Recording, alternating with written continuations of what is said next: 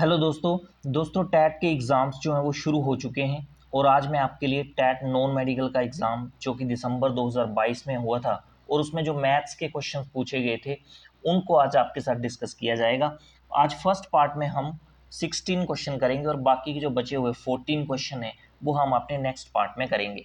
तो question number first में बोला है आपको the second order derivative of log x का सेकंड ऑर्डर डेरिवेटिव आपको निकालना है। तो log x का डेरिवेटिव क्या होता है? अगर फर्स्ट ऑर्डर डेरिवेटिव की बात करें तो log x का फर्स्ट ऑर्डर डेरिवेटिव क्या होता है? 1/x। तो 1/x को आपको दोबारा फिर से डिफरेंशिएट करना पड़ेगा, तभी वो सेकंड ऑर्डर डेरिवेटिव होगा। तो 1/x को आप कैसे लिख सकते हो? x की पावर -1। तो इसका मतलब आपको डिफरेंशिएट करना है किसको? x की पावर -1 को। तो यहाँ फॉर्मूला लग जाएगा आपका किसका? D D x of x की पावर n। अब देखो x की पावर n का डेरिवेटिव क्या होता है? n x की पावर n-1। अब n की यहाँ जगह कितना है? यहाँ पे -1 है, तो -1 x की पावर -1 तो कितना होगा वो? -2 होगा। ठीक है, x की पावर -2 जो है डिनोमिनेटर में जाएगा तो x की पावर 2 रहेगा, प्लस का 2 हो जाएगा ना, तो कितना आएगा फाइनल? -1 अपॉन x की पावर 2। तो क्वेश्चन नंबर फर्स्ट का ऑप्शन सी जो है यहाँ पे सही हो जाएगा। ठीक है, अगला क्वेश्चन देखते हैं। क्वेश्चन नंबर सेकंड में बोला है if cos of 40 plus A is equal to sine 30 then value of angle A होगा, यहाँ पे कोस ए नहीं होगा, एंगल ए की वैल्यू आपको यहाँ पे फाइंड आउट करनी है। तो देखो यहाँ पे आपके पास फॉर्मूला लगेगा कोस 90 माइनस ए। अब देखो कोस 90 माइनस ए जो है वो किसके इक्वल होता है? वो साइन ए के इक्वल होता है, और साइन 90 माइनस ए वो कोस ए के इक्वल होता है। तो ये फॉर्मूले आपको पता होने चाहिए।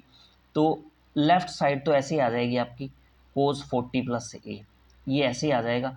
साइन 30 को आप कैसे लिख सकते हो? साइन 30 को आप लिख सकते हो कोस 90 माइनस 30। ये ऊपर वाला फॉर्मूला यहाँ पे लग जाएगा, क्योंकि कोस 90 माइनस 30 क्या बनेगा? साइन 30 बन जाएगा। ठीक है, अब ये कोस से कोस कैंसिल हो गया, लेफ्ट साइड में आपके पास बचा 40 प्लस ए, राइट साइड में आपके पास बचा 90 माइनस 30, वो कितना होता है? 60। एंगल ए की वैल्यू आपको निकालनी है, 40 को आप ले जाओगे दूसरी तरफ, 60 माइनस 40 कितना हो जाएगा? 20 डिग्री। तो क्वेश्चन नंबर सेकंड का ऑप्शन सी जो है वो सही हो गया। ठीक है, अगला क्वेश्चन देखते हैं। इसमें बोला है the sum of exterior angles of a triangle. अब ट्राइंगल के जो एक्सटीरियर एंगल होते हैं उनका सम क्या होता है? तो वो होता है 360 डिग्री। क्वेश्चन नंबर थर्ड का ऑप्शन बी जो है वो सही हो जाएगा। अब देखो जितने भी पॉलीगन है, चाहे वो ट्राइंगल है, चाहे वो क्वाड्रिलेटरल है, चाहे वो पेंटागन है, हेक्सागन है, हेप्टागन है, सबके जो एक्सटीरियर एंगल का सम है वो 360 ही होता है। तो ये आपने याद रखना है। अगला देखते हैं क्वेश्चन नंबर 4। क्वेश्चन नंबर 4 में बोला है a ladder 10 metre long reaches a window 8 metre above the ground. अब देखो एक विंडो है जो कि ग्राउंड से कितनी दूरी पे है? 8 मीटर की हाइट पे है ये विंडो। अब इस विंडो तक क्या पहुंच रही है? एक लैडर पहुंच रही है, और लैडर की जो लेंथ है वो कितनी है? 10 मीटर है। आपको निकालना क्या है? Find the distance of the foot of the ladder. ये जो लैडर का फुट है from the base of the ground, और ये ग्राउंड का जो बेस है ये आपको निकालना है। तो इस ट्राइंगल को अगर मैं ए बी सी मान लूँ तो ये एंगल जो है वो 90 डिग्री होगा। क्यों होगा?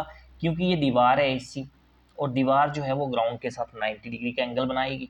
तो ट्राइंगल ए बी सी जो है वो क्या होगी? राइट एंगल ट्राइंगल होगी। अब राइट एंगल ट्राइंगल की आपको दो साइड्स दी हैं, तीसरी आप निकाल सकते हो। कैसे निकाल सकते हो? पाइथागोरस थ्योरम से। पाइथागोरस थ्योरम के अकॉर्डिंग क्या होता है? हाइपोटेन्यूज का स्क्वायर। हाइपोटेन्यूज कौन सी साइड है यहाँ पे? ए बी, और ए बी कितना है? 10 है। तो 10 का स्क्वायर करोगे कितना आएगा? 100 आ जाएगा। तो 100 का square is equal to B C का स्क्वायर प्लस ए सी का स्क्वायर। ए सी कितना है? 8। 8 का स्क्वायर करोगे 64 आ जाएगा।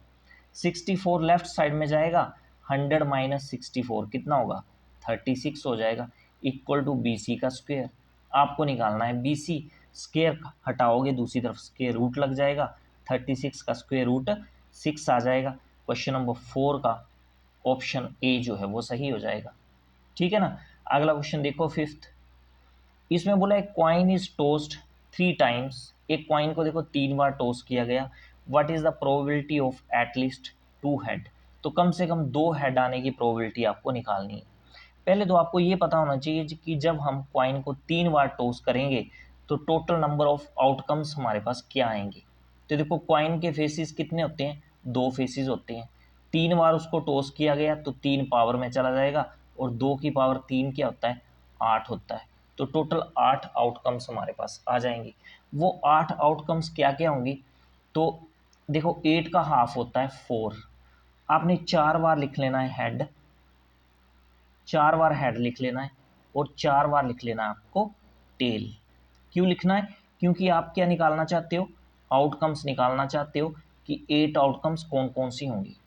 अब 4 का हाफ क्या होता है 2, तो आप 2 बार हेड लिखोगे, 2 बार टेल लिखोगे, टी टी, 2 बार हेड और 2 बार टेल।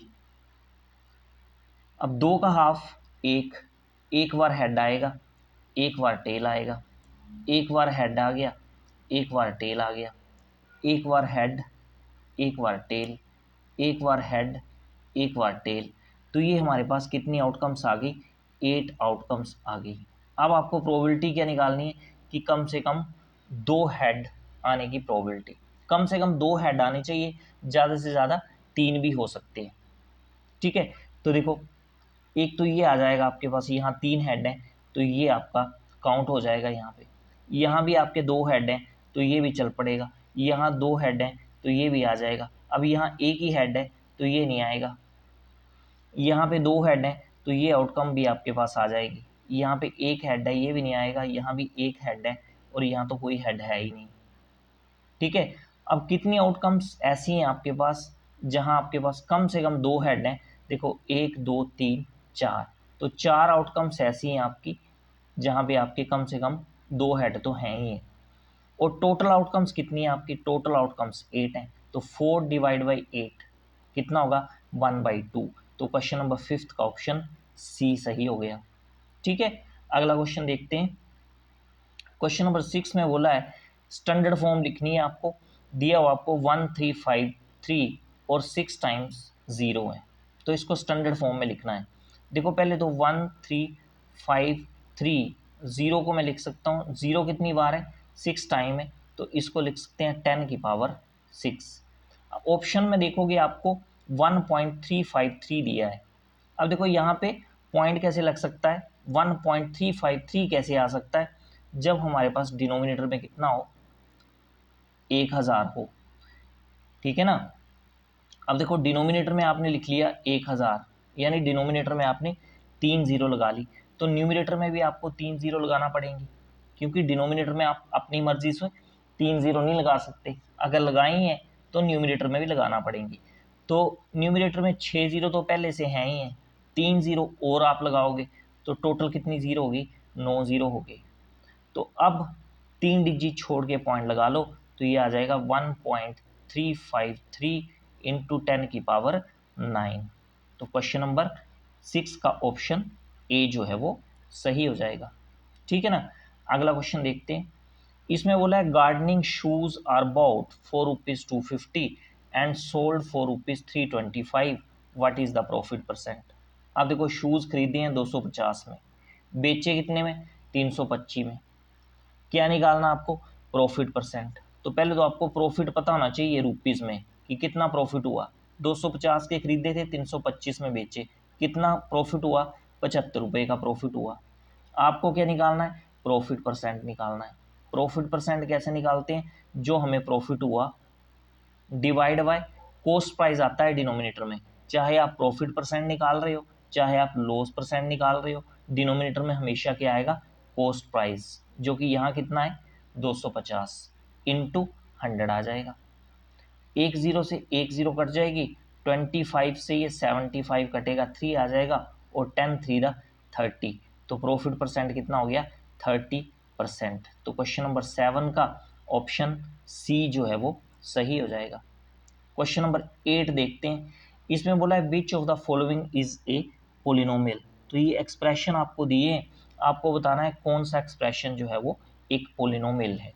अब देखो कोई भी एक्सप्रेशन पोलिनोमियल कब होगा, जब उसका वेरिएबल की पावर एक तो नेगेटिव में ना हो, वेरिएबल की पावर अंडर रूट में ना हो, और वेरिएबल की पावर जो है वो फ्रैक्शन में भी नहीं होनी चाहिए। अगर ऐसा कोई एक्सप्रेशन फुलफिल करता है टर्म्स, तो वो क्या होगा, पोलिनोमियल। अब देखो पहला आपको दिया हुआ है अंडर रूट 2x माइनस 1, तो वेरिएबल यहाँ पे x है, x के ऊपर लगा हुआ है अंडर रूट, तो ये तो पोलिनोमियल होगा नहीं। ऑप्शन नंबर बी चेक करते हैं, इसको मैं इरेज कर रहा हूँ यहाँ से। अब देखो ऑप्शन बी में आपको क्या दे रखा है, x minus 1 upon x plus 1। यहाँ भी आपके पास वेरिएबल जो है वो डिनोमिनेटर में है, तो ये भी आपका पोलिनोमियल नहीं होगा। ऑप्शन नंबर सी को अगर मैं चेक करूँ, इसको मैं इरेज कर देता हूँ। ऑप्शन सी में क्या लिखा हुआ हमारे पास, ये लिखा है एक्स स्क्वेयर प्लस 3x की पावर 3/2 और divide by under root X. अब देखो इसको थोड़ा सा अगर आप सोल्व करोगे तो ये क्या आएगा हमारे पास, ये एक्स स्क्वेयर तो आ गया प्लस 3x की पावर कितनी है, 3/2 है। अब डिनोमिनेटर में लिखा है अंडर रूट एक्स, रूट हटाओगे आप तो x की पावर 1/2 आ जाएगा डिनोमिनेटर में, और x की पावर 1/2 को आप न्यूमिनेटर में लाओगे तो ये क्या बन जाएगा, x की पावर -1/2 आ जाएगा ये। ठीक है, अब आपका देखो यहाँ पे बेस जो है वो सेम है, पावरें जो है वो क्या है, ऐड हो जाएंगी, तो ये तो एक्स स्क्वायर आ जाएगा 3 इंटू 3/2 माइनस 1/2, तो ये 2/2 आएगा, और 2/2 कितना होगा, 1 होगा, तो एक्स स्क्वायर प्लस 3x बना ये सोल्व करके। देखो यहाँ जो आपके पास वेरिएबल है उसकी पावर जो है क्या है, प्लस में है। ठीक है, तो इसका मतलब क्वेश्चन नंबर 8 में ऑप्शन सी जो है वो सही हो जाएगा, क्योंकि यही क्या है, पोलिनोमियल है। ऑप्शन डी में अगर आप चेक करोगे तो यहाँ भी देखोगे ये लिखा है 2/x², तो ये जो x² है ये डिनोमिनेटर में है, और इसको जब न्यूमिनेटर में लाओगे आप तो ये माइनस में हो जाएगा, तो ये भी कंडीशन जो है फुलफिल नहीं करेगा, ऑप्शन सी सही हो जाएगा। क्वेश्चन नंबर 9 देखते हैं, इसमें बोला है the semi perimeter of a triangle with sides A B and C. तो आपको सेमी पेरीमीटर निकालना है ट्राइंगल का जिसकी साइड्स आपको दे रखी है। तो पहले तो आपको पेरीमीटर पता होना चाहिए, ट्राइंगल का पेरीमीटर क्या होता है, तो ट्राइंगल का पेरीमीटर क्या होता है, सम ऑफ साइड्स, जो भी ट्राइंगल की साइड्स हैं उनका सम, वो पेरीमीटर होता है। आपको निकालना है सेमी पेरीमीटर, तो सेमी का मतलब क्या हो गया, आधा हो गया, तो पेरीमीटर का आधा कर दो, a plus B plus C upon 2 कर दो यहाँ पे, तो ये सेमी पेरीमीटर हो गया। क्वेश्चन नंबर 9 का ऑप्शन बी जो है वो सही हो गया। ठीक है, क्वेश्चन नंबर 10 में बोला है the formula of cos 2a is, cos 2a का फॉर्मूला आपको बताना है। अब देखो ऑप्शन ए में ये लिखा है साइन स्क्वेयर ए, ऑप्शन बी में लिखा है ये कोस स्क्वेयर ए माइनस साइन स्क्वेयर ए, कोस स्क्वेयर ए माइनस साइन स्क्वेयर ए, तो यही जो है ऑप्शन सही होगा, कोस 2a का यही फॉर्मूला होता है, कोस स्क्वेयर ए माइनस साइन स्क्वेयर ए। तो क्वेश्चन नंबर 10 का ऑप्शन बी जो है वो सही हो जाएगा। ठीक है, क्वेश्चन नंबर 11 में आपको बोला है the derivative of sine X at X equal to 0। अब देखो साइन एक्स का डेरिवेटिव पता है आपको क्या होता है, कोस एक्स होता है, और कोस एक्स का डेरिवेटिव क्या होता है, माइनस साइन एक्स, ये भी आपको याद रखना है। तो साइन एक्स का डेरिवेटिव हो गया आपका कोस एक्स, और बोला है एट एक्स इक्वल टू 0, मतलब एक्स की जगह कितना रखना है आपको, 0 रखना है, तो एक्स की जगह 0 रखोगे तो कोस 0 डिग्री, कोस 0 डिग्री किसके इक्वल, 1 के इक्वल। क्वेश्चन नंबर 11 का ऑप्शन ए जो है वो सही हो जाएगा। क्वेश्चन नंबर 12 देखते हैं, इसमें बोला था वॉल्यूम ऑफ स्फेयर इज।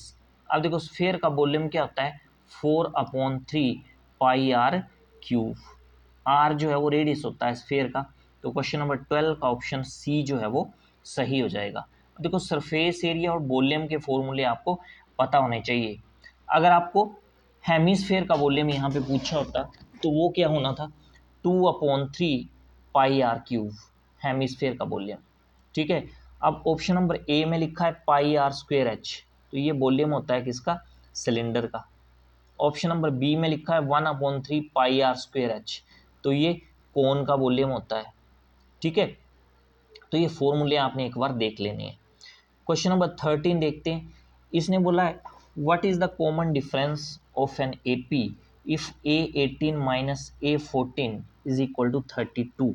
तो कॉमन डिफरेंस निकालना है आपको अर्थमेटिक प्रोग्रेशन का। 18th term minus 14th term आपको 32 के इक्वल दे रखी है। तो देखो सबसे पहले यहाँ पे आपको nth टर्म ऑफ एपी पता होना चाहिए। nth टर्म ऑफ एपी को कैसे लिखते हैं, an, और ये किसके इक्वल होता है, a plus N minus 1 into D. ठीक है, तो ये फॉर्मूला यहाँ पे अप्लाई कर दो। A18 पे ये फॉर्मूला अप्लाई करोगे तो क्या आएगा, a प्लस 17d, क्योंकि n की जगह कितना था आपके पास 18। इसी तरह पे A14 पे ये फॉर्मूला अप्लाई करोगे तो क्या आएगा, देखो माइनस का साइन है, यह हमें ब्रैकेट लगाना पड़ेगी। A14 पे ये फॉर्मूला अप्लाई करोगे तो कितना आएगा, a plus 13d, bracket close कर दो, दूसरी तरफ कितना है 32 है। ठीक है, तो ये इसको फर्दर सोल्व कर लो आप, a प्लस 17d, ये ब्रैकेट ओपन करोगे माइनस का a हो जाएगा और माइनस का 13d हो जाएगा इक्वल टू 32। ठीक है, a ये प्लस का माइनस का कैंसिल आउट हो जाएगा, 17d माइनस 13d कितना आ जाएगा, ये 4d इक्वल टू 32। डी की वैल्यू आपको निकालनी है, 4 को दूसरी तरफ ले जाओगे 32/4 8 आ जाएगा। क्वेश्चन नंबर 13 का ऑप्शन ए सही हो जाएगा। अगला क्वेश्चन देखो, इसमें आपको बताना है एरिया ऑफ रोम्बस और डायगोनल्स की लेंथ आपको दे रखी है 10 सेंटीमीटर और 8.2 सेंटीमीटर। तो देखो एरिया ऑफ रोम्बस क्या होता है आपके पास, 1/2 d1 इंटू d2। d1 मतलब डायगोनल 1 जो कि 10 दे के रखा है, d2 मतलब डायगोनल 2 जो कि 8.2 दे के रखा है। सोल्व करोगे 2 5 द 10, तो 5 को मल्टीप्लाई करोगे 8.2 से तो कितना आएगा 41, और यूनिट किस में दिए हैं आपको, सेंटीमीटर में दिए हैं, तो सेंटीमीटर स्क्वायर आ जाएगा। तो क्वेश्चन नंबर 14 का ऑप्शन ए जो है वो सही हो जाएगा। देखो ऑप्शन सी में कंफ्यूज करने के लिए आपको यूनिट मीटर स्क्वायर दिए हैं, तो ये ध्यान रखना आपको यहाँ पे सेंटीमीटर स्क्वायर जो है वो यूनिट होंगे। ठीक है, अगला क्वेश्चन देखो 15। इसमें आपको क्या करना है, एवरेज निकालनी है इन तीनों की। तो एवरेज का फॉर्मूला क्या होता है, sum of numbers divide by total number. अब इनका सम करोगे आप तो 4.2 प्लस 3.8 कितने हो जाएंगे, ये 8, 8 प्लस 7 कितने हो जाएंगे 15, और टोटल कितनी टर्म्स हैं, ये 3 टर्म है, तो 15 डिवाइड बाई 3 कितना आ जाएगा 5 आ जाएगा। तो एवरेज क्या बन जाएगी 5 बन जाएगी। क्वेश्चन नंबर 15 का ऑप्शन बी सही हो जाएगा। क्वेश्चन नंबर 16 देखो, इसमें आपको मीडियन निकालना है, डाटा आपको दे रखा है ये। अब देखो मीडियन निकालने के लिए सबसे पहले हमें क्या करना पड़ता है, डाटा को असेंडिंग ऑर्डर में अरेंज करना पड़ता है। असेंडिंग ऑर्डर मतलब सबसे पहले सबसे छोटी टर्म्स लिखना पड़ती हैं, फिर बड़ी टर्म्स लिखना पड़ती हैं। तो सबसे छोटी टर्म्स क्या है, यहाँ पे 2 है, 2 कितनी बार है 2 टाइम्स है, तो 2 2 आ जाएगा। उससे बड़ा क्या है 4 है, 4 एक बार ही है, तो ये आ जाएगा। उससे बड़ा क्या है फिर 6 है, 6 कितनी बार है 2 बार है, तो ये लिख लो। उससे बड़ा क्या है 7 है, 7 एक बार ही है। उससे बड़ा क्या है 8 है, 8 भी एक बार ही है। और फिर लास्ट में क्या आएगा 9 आ जाएगा। अब देखो नंबर ऑफ टर्म्स जब आप काउंट करोगे तो ये नंबर ऑफ टर्म्स कितनी है आपके पास 8 है। अब 8 क्या होता है आपका इवन नंबर होता है। तो जब नंबर ऑफ टर्म्स आपकी क्या हो इवन में हो ना, तो जो मीडियम आता है वो क्या होता है, मिडल वाली 2 टर्म्स का सम डिवाइड बाय 2। तो मिडल वाली 2 टर्म्स कौन सी थी 6 6, तो 6 प्लस 6 आ जाएगा डिवाइड बाई 2 हो जाएगा। तो 12 डिवाइड बाई 2 कितना आ जाएगा 6 आ जाएगा। तो 6 जो है यहाँ पे मीडियन आ जाएगा। ठीक है, अगर नंबर ऑफ टर्म्स आपकी ओड में होती तो मीडियन क्या आना था, सिंपली जो मिडल वाली टर्म होनी थी वही क्या आ जाना था आपका मीडियन आ जाना था। ठीक है ना, तो ये थे आज के क्वेश्चंस। बाकी बचे हुए क्वेश्चंस हम अपने नेक्स्ट वीडियोस में करेंगे। तो सेशन को लाइक और शेयर आप ज़रूर कर दें, और चैनल पे अगर आप नए हो तो चैनल को सब्सक्राइब भी कर लें। तो आज के लिए फ़िलहाल इतना ही। Thanks for watching.